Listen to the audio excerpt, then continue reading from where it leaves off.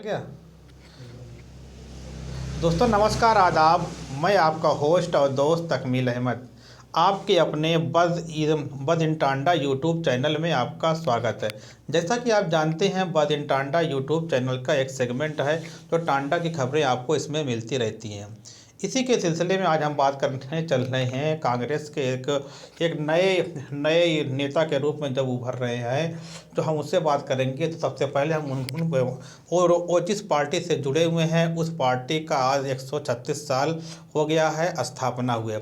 ये इस पार्टी की स्थापना हुई थी कि 28 दिसंबर 1885 में, जिसका नाम रखा गया था भारतीय राष्ट्रीय कांग्रेस पार्टी। इस पार्टी के द्वारा ही पूरे भारत के लोगों ने इस पार्टी के झंडे को थामा और उसके बाद पूरे की अंग्रेज़ों को यहाँ से भगाने में बहुत बड़ा योगदान था। बहुत सारे आंदोलन हुए इस पार्टी के द्वारा। इसी पार्टी से मिलकर गांधी जी ने भी हिंदुस्तान को आज़ाद कराने में अहम योगदान दिया। सबसे पहले मैं आपकी पार्टी के 136 साल हो गए स्थापना दिवस पे मैं आपको मुबारकबाद देता हूं, आपको, आपकी पार्टी को।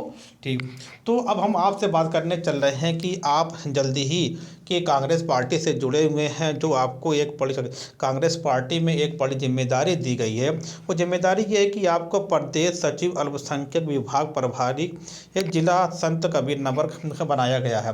तो इसमें अब इस जो एक अहम ये आपको पद मिला है, इस पद के द्वारा आप क्या कांग्रेस को जो उत्तर प्रदेश में जनाधार नहीं है, उसमें बहुत ज़्यादा वोट नहीं है, तो आप कैसे इसको आगे बढ़ाएंगे? देखिए, पार्टी ने मुझे जो जिम्मेदारियां दी हैं, मैं तो अपनी तरफ से पूरी कोशिश कर रहा हूं। और पार्टी का जो जनाधार टूटा है उसकी बहुत सारी वजहें थी।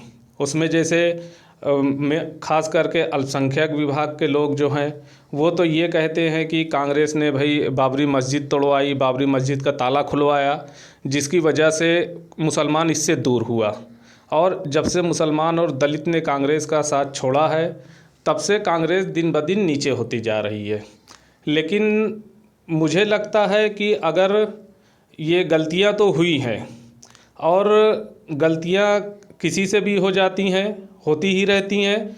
और इसका एक बहुत बड़ा कारण ये रहा है कि जब बाबरी मस्जिद का ताला खुला था तो उस टाइम तो राजीव गांधी जी को भी नहीं पता था कि बाबरी मस्जिद का ताला खुल गया है, क्योंकि वहाँ एक जस्टिस आए थे डिस्ट्रिक्ट जज में, उनकी आस्था थी बाबरी मस्जिद में, और वो वहाँ गए थे दर्शन के लिए। तो लोगों ने उनसे कहा कि आप अंदर नहीं जा सकते, जैसा कि उनकी जो है हिस्ट्री लिखने वालों ने लिखी है। और वो यहीं सहजनवा के रहने वाले भी थे जज साहब। अभी शायद जिंदा हैं या नहीं ये मुझे पता नहीं है, ठीक है। और जहाँ तक रही विध्वंस की, बाबरी मस्जिद को गिराने की बात, तो उस समय यूपी में भाजपा की सरकार थी और कल्याण सिंह शायद उसके मुख्यमंत्री थे।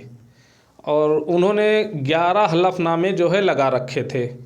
सेंट्रल गवर्नमेंट प्राइम मिनिस्टर को उन्होंने दिया, सुप्रीम कोर्ट में हलफनामा उन्होंने दे रखा था कि हम लोग 100 मीटर दूर से कार सेवा करेंगे और बाबरी मस्जिद को कोई नुकसान नहीं होगा।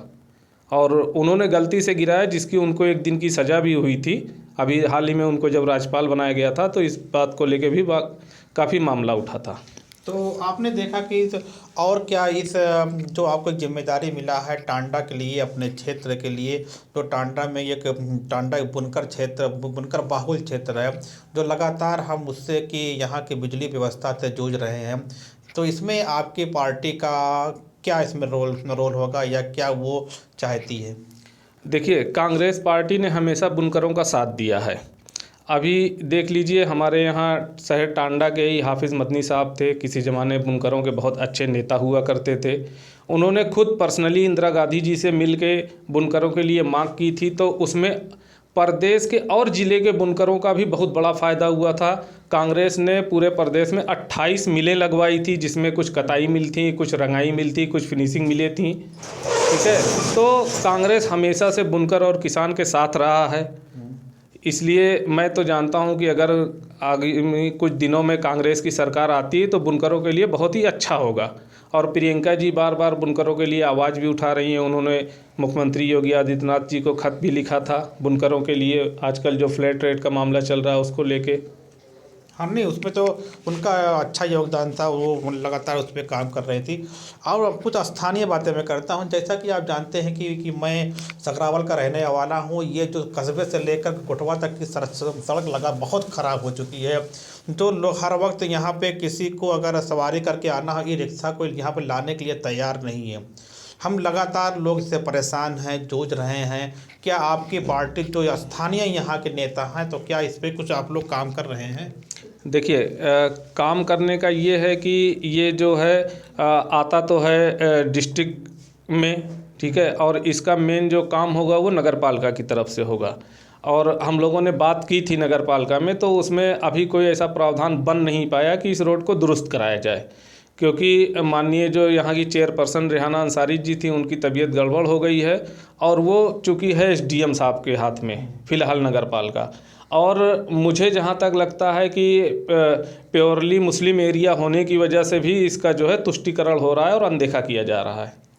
तो लास्ट में आखिरी सवाल कर रहा हूँ। जैसा कि जानते हैं, पूरा उत्तर भारत इस समय किसान आंदोलन से पीड़ित है।